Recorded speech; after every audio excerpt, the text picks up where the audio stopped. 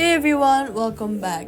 If the app keeps crashing or logging you out or shows a session expired message, this is often caused by inactivity or security settings. First, log in again and avoid switching between apps while using the Westpac app. Then, head over to your app store, search for the Westpac app. Sometimes issues like your session expired or logged out issues happen because you are using the outdated version of the app. Updating it ensures you have all the latest files and bug fixes, so update it. Then disable any battery optimizer, saver or background restrictions for Westpac app on your phone. Then if the problem proceeds, then long press on the Westpac app icon, remove app, then delete the app.